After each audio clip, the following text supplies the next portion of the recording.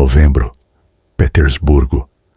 Uma noite de chuva tão suja que o narrador diz sentir hostilidade naquela água. Um homem caminha para casa. Tem um revólver em uma gaveta há 2 meses e já decidiu que vai usá-lo hoje. A decisão não é desespero, é conclusão. Ele chegou, por raciocínio, a um ponto em que nada faz a menor diferença. E um homem para quem nada faz diferença não tem motivo para continuar carregando o corpo pela cidade. Está a poucos metros do prédio quando uma menina o agarra pelo cotovelo. Uns 8 anos, encharcada, rasgada. Fala coisas desconexas sobre a mãe. Alguma coisa aconteceu com a mãe. Pede que ele venha. Ele grita com ela. Bate o pé no chão para assustá-la. Ela foge e ele sobe, senta-se na poltrona, coloca o revólver na mesa ao lado e não consegue disparar. Guarde essa cena. É a coisa mais importante do conto e ela acontece antes de qualquer sonho, antes de qualquer revelação, antes de qualquer coisa que se possa chamar de religiosa. Porque o que impede aquele homem não é um argumento. Ninguém o convenceu de nada. A doutrina dele continua intacta e ele sabe disso. Continua achando, com todas as letras, que nada importa. O que aconteceu foi outra coisa. Ele sentiu pena, e a pena, ao aparecer, produziu um problema técnico dentro do sistema dele, porque, se realmente nada importa, aquilo não deveria ter doído. E doeu. Ele passa páginas tentando resolver a contradição por dentro, com raciocínio, e não consegue. E é enquanto tenta que adormece na poltrona. Esse é o mecanismo do conto inteiro. Não é a fé que derruba o niilismo. É um fato empírico sobre o próprio corpo que o niilismo não consegue explicar. Antes de ir ao sonho, é preciso dizer onde esse texto estava publicado, porque o lugar importa. Não saiu em uma revista literária. Saiu no diário de um escritor, no número de abril de 1877. O diário era um objeto estranho e não existe equivalente exato hoje. Era uma publicação mensal, vendida por assinatura, escrita inteiramente por um único homem, na qual Dostoiévski comentava julgamentos criminais, política externa, a guerra com a Turquia, o problema das crianças abandonadas, discussões literárias. E no meio de tudo isso, sem aviso, inseria ficção. Foi um sucesso comercial considerável. Ele tinha milhares de assinantes e recebia cartas de leitores comuns pedindo conselho, o que o afetava profundamente. Também é preciso dizer o resto. Esse mesmo diário contém páginas de nacionalismo eslavófilo, de messianismo russo e de antissemitismo explícito que qualquer leitor honesto lê com vergonha. Não é uma nota de rodapé. É o mesmo homem, no mesmo ano, nas mesmas páginas, um conto sobre amar todos os seres humanos, impresso ao lado de textos que não amam determinados seres humanos. Registro a contradição e não vou resolvê-la, porque ela não se resolve. Agora, o sonho. Ele sonha que atira em si mesmo, no coração, e não na cabeça, como havia planejado. É enterrado. Fica no caixão, consciente, sabendo que está morto. Uma gota de água se infiltra e cai no seu olho fechado, a cada minuto, sempre no mesmo intervalo. Passa-se um tempo impossível de medir. E então, ele faz uma coisa que não estava em nenhum dos seus cálculos. Ele grita. Dirige-se, com raiva, a quem quer que esteja governando aquilo. Não pede perdão. Protesta. E é atendido. O túmulo se abre. Um ser escuro o carrega pelo espaço. Atravessam a escuridão, passam por estrelas e chegam a um Sol igual ao nosso e a um planeta igual à Terra. Só que os habitantes daquele planeta nunca caíram. Aqui vale uma nota de origem, porque a imagem não nasceu nesse conto. Dostoiévski viu na Galeria de Dresden um quadro de Claude Lorrain, uma cena mitológica com o mar, as árvores e a luz do fim de tarde, e passou a chamá-lo particularmente de A Idade do Ouro. Essa mesma paisagem aparece em Os Demônios, na confissão que a censura suprimiu, e reaparece em O Adolescente. É uma obsessão de mais de uma década. O que ele descreve nesse planeta não é um paraíso religioso. É importante insistir nisso. Aquelas pessoas não têm ciência, porque não precisam, sabem o que precisam saber por outra via. Não têm templos, porque não há distância entre elas e aquilo que adorariam. Não têm ciúme, porque não têm propriedade sobre pessoas. Os animais não fogem delas, e elas não temem a morte. Encaram como quem vai dormir, sem que isso lhes pareça uma tragédia, nem uma promessa. Não é inocência por ignorância. É uma forma de vida em que a separação entre um ser e outro nunca chegou a se instalar. E então acontece a frase que organiza a segunda metade do conto. Ele os corrompe, todos, sozinho. Repare no primeiro passo da corrupção, porque é a coisa mais inteligente do texto e quase ninguém comenta. Não é a violência, não é o desejo, não é o orgulho. É a mentira. Ele os ensinou a mentir, e ele mesmo não sabe explicar como. Diz que a coisa se espalhou como uma peste a partir dele. Primeiro, a possibilidade de dizer aquilo que não é, e dessa possibilidade sai todo o resto, em cascata. A sensualidade separada do afeto, o ciúme, a crueldade, o sangue, a divisão em unidades isoladas, cada um cuidando de si. Depois vieram os códigos de honra, para regular o que já estava quebrado. Depois a escravidão. Depois a ciência, que eles criaram justamente porque haviam perdido o conhecimento direto e precisavam de um substituto. Depois os tribunais, a guilhotina e a doutrina de que o sofrimento é belo. Note a sequência. A mentira vem primeiro e a justiça vem depois, não como remédio da queda, mas como sintoma dela. Não se inventa um tribunal em um mundo que não precisa de tribunais. Isso é uma teoria da civilização, comprimida em 3 páginas, e ela é considerável e menos ingênua do que a moldura sentimental do conto sugere. E o homem ridículo, vendo o que fez, implora que o crucifiquem.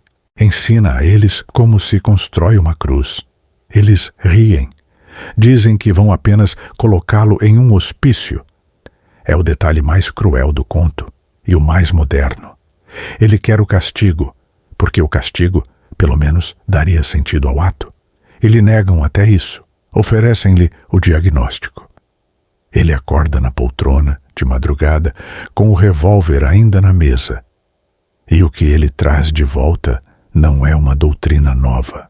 É uma frase que qualquer criança já ouviu, que está em todos os catecismos, que ele mesmo teria classificado no dia anterior como banalidade sem conteúdo, amar os outros como a si mesmo. Ele diz, com todas as letras, que viu a verdade, e que não a inventou nem a deduziu. Aqui está o problema filosófico do conto, e é o ponto onde o texto se torna sério. Se você pergunta a esse homem como ele sabe, a resposta é: eu vi. Se você objeta que foi apenas um sonho, ele responde, com uma tranquilidade que enfurece, que sim, pode ter sido um sonho e que isso não altera nada, porque a verdade que apareceu ali não depende do estatuto do lugar onde apareceu. Isso é, tecnicamente indefensável. Não há como submeter aquilo a exame. Não há como refutar. Uma proposição que não pode falhar não é uma proposição, é uma profissão de fé. E Dostoiévski sabe disso. É por isso que o narrador insiste no próprio ridículo, e é por isso que o conto se chama como se chama. Mas veja o que ele faz em seguida. E é aqui que a estrutura se fecha com uma precisão que eu levei anos para enxergar.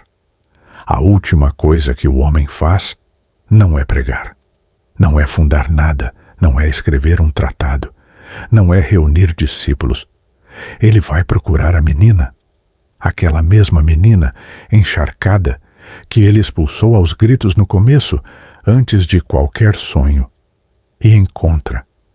Pense na arquitetura. A compaixão apareceu primeiro, involuntariamente, na rua, contra a vontade e contra a doutrina do sujeito. Depois veio a visão cósmica, o planeta, a queda, a teoria da civilização. E no fim, tudo isso desemboca em uma criança específica, com um endereço, em uma noite específica. O conto sobe até a escala do universo e volta para uma menina numa esquina.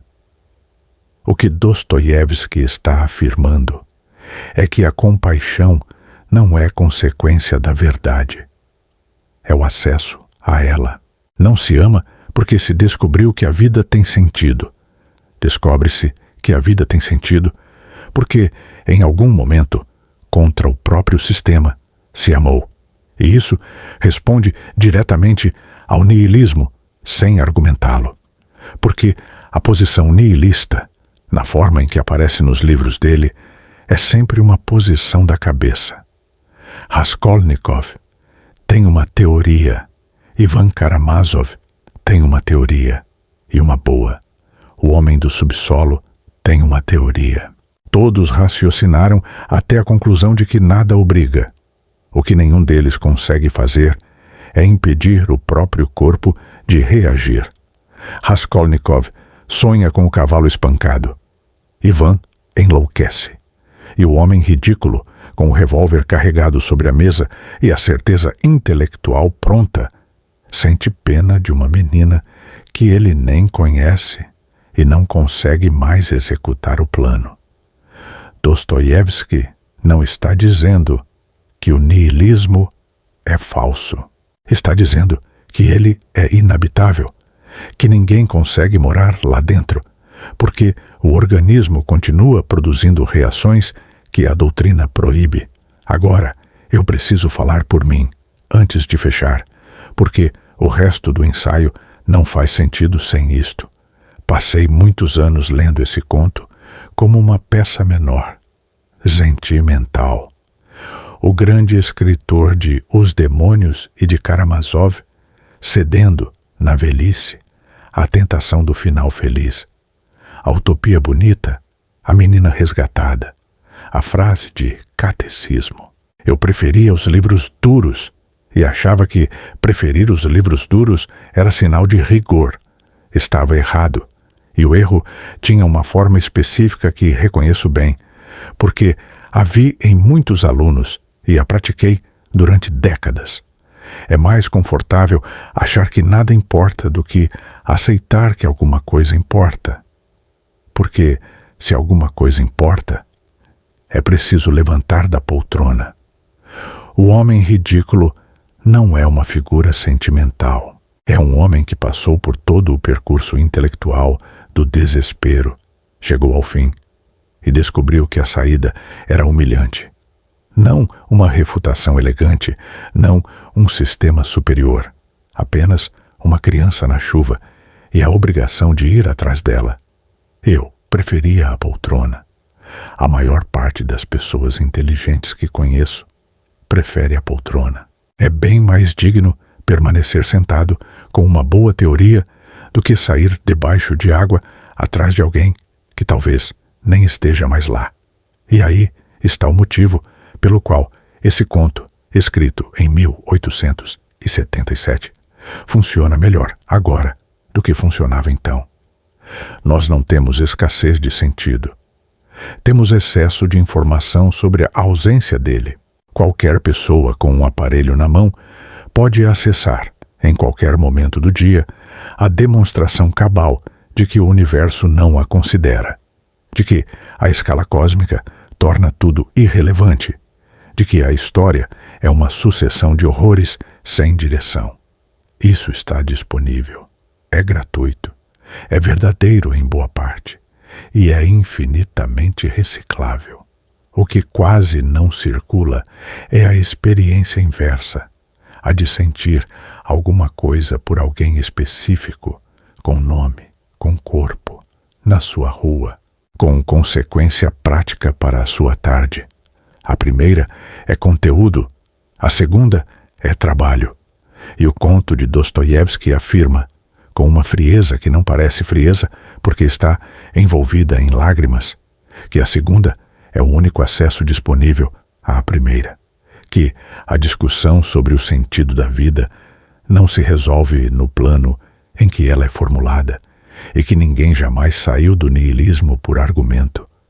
Sai-se por um ato concreto, pequeno, sem grandeza nenhuma, dirigido a uma pessoa. Falta a objeção, e ela é séria. O que acabo de descrever pode ser usado, e é constantemente usado, como desculpa para não pensar. Basta agir, basta fazer o bem, chega de filosofia. Essa é a versão degradada, e ela produz gente muito ativa e muito burra, capaz de fazer bastante estrago com as melhores intenções. Dostoiévski não está dizendo isso, e a prova é que ele escreveu Ivan Karamazov 3 anos depois e deu a ele os melhores argumentos do livro, sem refutá-los. A posição verdadeira é mais estreita e mais difícil. Pensar até o fim e depois descobrir que o fim do pensamento não é onde se mora. E é por isso que a última frase do conto é o que é. Ele diz que encontrou a menina e depois acrescenta que vai continuar. Não que compreendeu, não que se salvou, não que agora tudo faz sentido, que vai continuar.